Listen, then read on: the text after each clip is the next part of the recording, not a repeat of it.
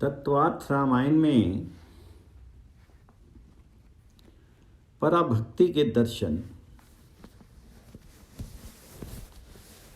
श्री सीता जी ने ये सब कथा सुनी। हनुमान जी ने राम नामांकित मुद्रिका जो राम जी ने दी थी वह ऊपर से नीचे फेंकी।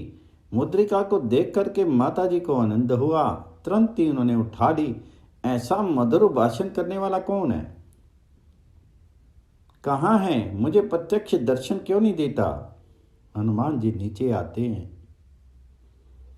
अत्यंत दीन होकर के श्री सीता माँ को साष्टांग वंदन किया और कहा, माँ, मैं रामदूत हूँ, तुम मेरी माता हो। माता जी को प्रथम तो थोड़ी शंका हुई कि कहीं रावण तो माया के वानर का स्वरूप धारण करके नहीं आया हो। हनुमान जी ने कहा, माँ, तुम शंका मत करो, मैं तुम्हारा सेवक ही हूँ, मैं राम जी का दास हूँ। दासो अहम कौशल्येन्द्रस्य रामस्य परमात्मना। श्री सीता जी जब जब एकांत में श्री राम जी से वार्ता करती थी तब करुणानिधान संबोधन करती थी। श्री हनुमान जी ये जानते थे, इसलिए राम दूत में मातु जानकी, सत्य शपथ करुणानिधान की। माँ, मैं करुणानिधान श्री राम जी का सेवक हूँ। ये करुणानिधान शब्द जहाँ सुना कि श्री सीता जी की शंका टल गई, पूर्ण विश्वास हो गया, अंतरंग का प्रेम हुआ। हनुमान जी के साथ वार्तालाप किया। हनुमान जी ने कहा, माँ, आप चिंता मत करो, राम जी तुम्हारी उपेक्षा नहीं करते। राम जी जानते नहीं थे कि तुम कहाँ हो। अब प्रभु शीघ्र ही पधारेंगे। माँ, मैंने ये सब देखा और सुना है। माँ, अब तुम धैर्य रखो, शीघ्र ही श्री राम लक्ष्मण पधारेंगे, राक्षसों का विनाश करेंगे और तुमको श्री अयोध्या जी ले जाएंगे। हनुमान जी ने श्री सीता जी को अनेक प्रकार से आश्वासन दिया। जानकी प्राह तम वत्स कथम तम यो तस्य से असुरे। हनुमान जी ने बाल रूप धारण किया हुआ था। इससे माता जी ने कहा, बेटा, तू बालक जैसा लगता है, सभी वानर भी तेरे जैसे होंगे, वे इन विशाल शरीर वाले राक्षसों के साथ किस प्रकार युद्ध करेंगे? अति सूक्ष्म वपु सर्वे वानराश्च भवादृशा। हनुमान जी ने कहा, माँ, मेरा असली स्वरूप आपको देखना है क्या? श्री सीता ने कहा, हाँ। सीताराम सीताराम सीताराम का कीर्तन करते हुए हनुमान जी ने स्वरूप बढ़ाया। पर्वत जैसा विशाल स्वरूप धारण करके हनुमान खड़े रहे। कनक भूधराकार शरीरा समर भयंकर अति बलवीरा। हनुमान जी ने कहा, मां, इस स्वरूप से मैंने समुद्र का उल्लंघन किया था।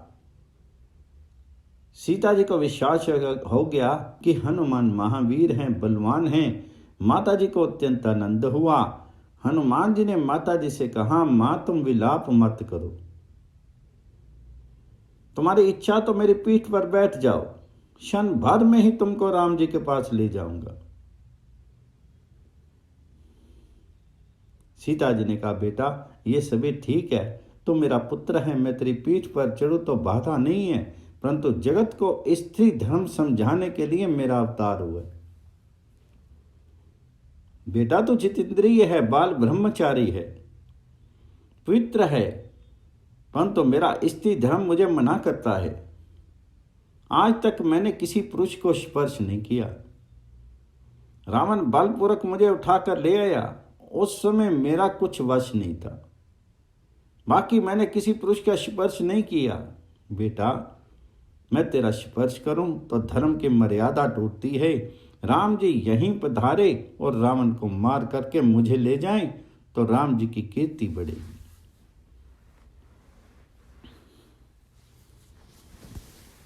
इससे जानकर किसी भी पुरुष का स्पर्श ना करें। स्त्री के लिए पर पुरुष का स्पर्श वर्जित है। पर पुरुष का स्पर्श करने से स्त्री के पतिव्रत्य का भंग होता है। साधु को, ब्राह्मण को स्त्री दूर से ही वंदन करे। स्त्री को किसी साधु का स्पर्श करने की आवश्यकता नहीं है। स्त्री धर्म की यह मर्यादा है। हनुमान जी ने कहा, माँ, आपकी इच्छा नहीं तो मेरी भी इच्छा नहीं। मैंने तो केवल विवेक से आपसे कहा था कि आपको बहुत परिश्रम होता है, इससे जल्दी ही यहाँ से ले जाऊं। सीता जी ने कहा, बेटा ये ठीक नहीं, मैं 2 महीने तक प्राणों को टिका कर रखूंगी। तो श्री राम लक्ष्मण को शीघ्र ही यहाँ पर लिवा ला। परंतु बेटा, ये समस्त वानर किस प्रकार से यहाँ आ पाएंगे? तो हनुमान जी ने कहा, वानरों की तुम तनिक भी चिंता मत करो माँ, वे तो बहुत बलवान हैं। सुग्रीव की सेना के सभी वानर मेरी अपेक्षा अधिक बलवान हैं। संदेश लाने को तो किसी साधारण मनुष्य को ही भेजा जाता है। जो बलवान होता है उसे दूत बना करके संदेशा लाने के लिए रवाना करना ठीक नहीं है। जो हल्का हो उसे ही दूत बनाकर भेजने की मर्यादा है। ना ही प्रकृष्टा प्रेष्यन्ते प्रेष्यन्ते इत्रे जना।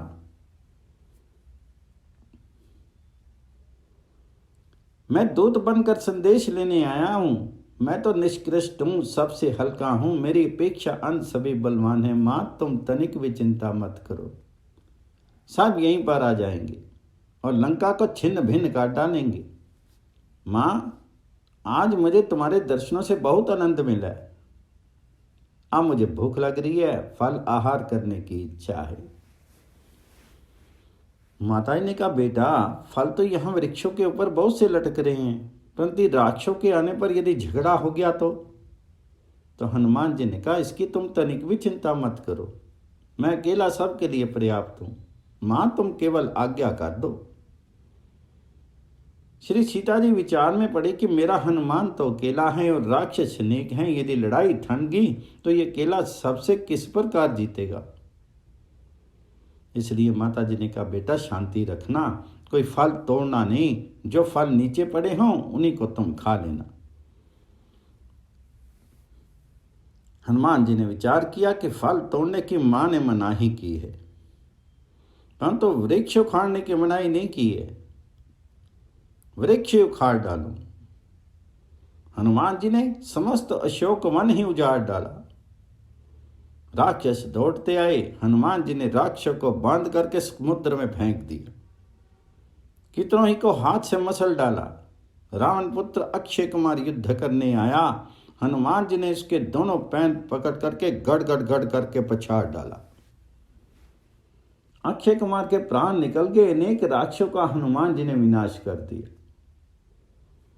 रावण घबरा गया कि एक वानर इतने राक्षसों का संहार कर दे, ऐसा कौन वानर आया हो सकता है। उसने इंद्रजीत को आज्ञा दी कि तू वहां पर जा। इंद्रजीत अशोक वन में गया। हनुमान जी के साथ भयंकर युद्ध हुआ। इंद्रजीत को विश्वास हो गया कि ये अवध्य है, इसका बाल बांका में नहीं होता। मैं इतने अधिक प्रहार कर रहा हूं, इतने बाण मार रहा हूं, फिर भी इसको तनिक भी वेदना नहीं होती। ये वज्रांगी है। हनुमान जी का श्रीअंग वज्र से भी कठिन है। ये वज्रांगी कहे जाते हैं। वज्रांगी का अपभ्रंश है बजरंगी। अंत में श्री हनुमान जी को पकड़ने के लिए इंद्रजीत ने ब्रह्मास्त्र छोड़ा, परंतु ब्रह्मास्त्र भी क्या हनुमान जी को बांध सकता था। हनुमान जी तो सदैव सारे बंधनों से मुक्त ही हैं।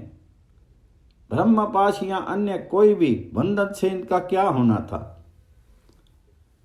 परंतु ब्रह्मा जी की शक्ति को मान देना चाहिए। ब्रह्मा जी का अपमान ना हो, इसलिए हनुमान जी ने बंधन स्वीकार किया। भगवान शंकर माता पार्वती जी से कहते हैं, जासु नाम जपी सुनु भवानी, भाव बंधन काटी नर ज्ञानी। तासु दूत की बंध तरु आवा, प्रभु कारज लगी कप ही बंधावा।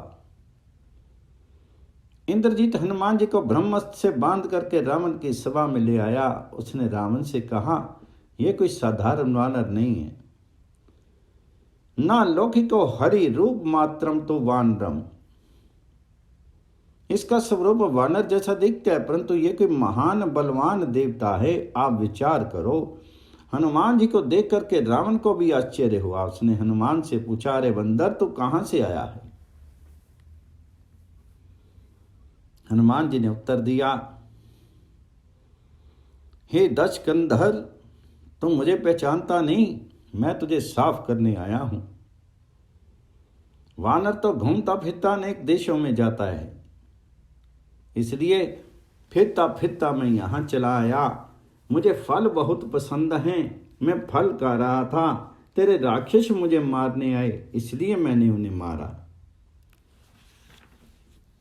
सभी को अपनी देह अत्यंत प्रिय होती है, परंतु रावण, मैं विशेषता तुम्हारे लिए ही आया हूं।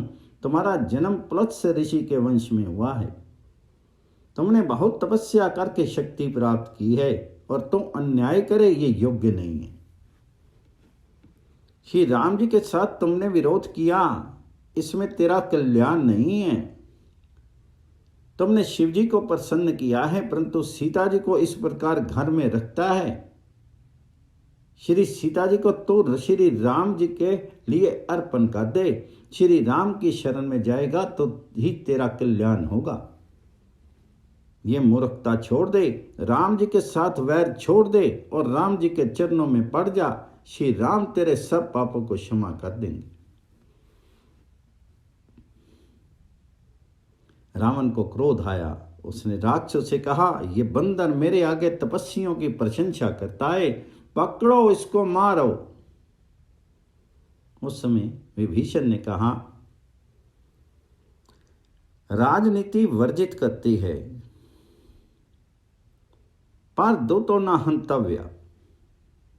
शत्रु का दूत है, अगर तुम इसे मारोगे तो उनको खबर कौन देगा? इसको मारो मत, अन्य कोई सजा कर सकते हो। रावण विचार करने लगा कि मुझे ऐसा लगता है कि रात्रि के अंधेरे में मेरे घर में इसकी पूंछ आई होगी। रात्रि में मुझे बहुत कष्ट दिया था। इसकी आदि शक्ति इसकी पूंछ में ही मालूम होती है। इस पूंछ को ही जला डालना चाहिए। रावण ने राक्षस को आज्ञा दी कि इसकी पूंछ तुम जला डालो। रावण की आज्ञा होते ही राक्षस पूंछ वे कपड़ा लपेटने लगे। जैसे जैसे कपड़ा लिपटता गया वैसे वैसे पूंछ बढ़ती गई। ये तो योग माया थी। पूंछ इतनी अधिक लंबी हुई कि लंका में किसी कपड़े के दुकानदार के यहां कपड़ा ही नहीं रहा। समस्त कपड़ा पूंछ में लपेटने पर भी कपड़ा कम पड़ गया और हनुमान जी ने कहा कि तू अपनी धोती खोल डाल और उसे पूंछ में लपेट। किसी के घर में वस्त्र रहा ही नहीं, पूंछ बढ़ती ही जाती थी। तत्पश्चात तेल घी मंगाया, उससे कपड़ा भिगोया गया। नगर में तेल घी भी समाप्त हो गया। रहा ना नगर बसन घृत तेला, बाड़ी पूछ की ना कपि खेला। हनुमान जी ने ऐसा नाटक किया, अंत में राक्षसों ने अग्नि लगाई, परंतु धुआं अधिक हो गया। अग्नि जल्दी प्रकट हो नहीं सकी। हनुमान जी ने कहा, रावण, ये पुच्छ यज्ञ है और इसके यजमान तुम हो। तुम भोग मारोगे तो अग्नि प्रकट होगी। मूर्ख रावण समझता था कि मैं बहुत चतुर हूं, बहुत बलवान हूं, इसलिए पूंछ के पास गया और 10 मुंह से जोर से फूंक करने लगा। एकदम जोर से ज्वाला भड़की। जैसे ही ज्वाला भड़की कि हनुमान जी ने रावण की दाढ़ी पर पूंछ का प्रहार किया, रावण की दाढ़ी मूछ जलने लगी। रावण घबरा गया। उसने राक्षस को आज्ञा दी कि इस वानर को पकड़ो। राक्षस ने हनुमान जी को बांधा। हनुमान जी ने विचार किया कि रात्रि में लंका भली प्रकार देखी नहीं थी, मुझे अब लंका अच्छी तरह से देखनी है, कुछ बाकी नहीं रखनी है। राक्षस हनुमान जी को मारने लगे। हनुमान जी ने ऐसा नाटक रचा कि मानो पूंछ अब बहुत जल रही है और मुझे कष्ट हो रहा है। वे मृतक के समान होकर के गिर पड़े। हनुमान जी की ये दशा देख करके राक्षस बहुत प्रसन्न हुए, ताली बजाने लगे। कोई राक्षस हनुमान जी को लकड़ी मारने लगा, कोई लात मार रहा था। रावण की आज्ञा हुई कि इसको पूरे नगर में घुमाओ, ये पूछहीन होकर के ही यहाँ से जाए। ढोलक बजाते बजाते राक्षस हनुमान जी को लंका में चारों तरफ घुमाने लगे। बाजही ढोल देही सब तारी, नगर फेरी पुनि पुछ पजारी। हनुमान जी सब सहन करते चले जा रहे थे। उन्होंने मन में निश्चय किया हुआ था, मुझे सब देख लेना है, पीछे तुमको बताऊंगा। कुछ राक्षसियां श्री सीता जी के पास गई और उनसे कहा, जो वानर तुम्हारे साथ बात कर रहा था, जिसने तूफान करके अशोक वन नष्ट कर दिया था और राक्षसों को मार डाला था, उस वानर की पूंछ अब जल रही है, वह मृतक जैसा हो गया है, उसे पूरे नगर में घुमाया जा रहा है। माता जी ने जब ये सुना तब वे व्याकुल होगी, मेरे हनुमान की पूंछ जल रही है, मैंने आज पर्यंत पतिव्रता धर्म का पालन किया हो, श्री राम के अतिरिक्त मैंने किसी पुरुष का स्मरण न किया हो, तो हे अग्निदेव तुम अब शीतल हो जाओ। उस समय जैसे जैसे अग्नि प्रदीप्त होने लगी वैसे वैसे हनुमान जी को ठंडक लगने लगी। हनुमान जी का एक भी बाल तक नहीं जला। हनुमान जी चारों ओर फिर करके लंका जैसे ही देख चुके, उस समय सीताराम सीताराम करते हुए बंधन तोड़ डाले, भयंकर पर्वताकार स्वरूप धारण कर लिया। रावण के राजमहल का एक स्तंभ तोड़ डाला और उस स्तंभ से एक एक पर प्रहार करने लगे।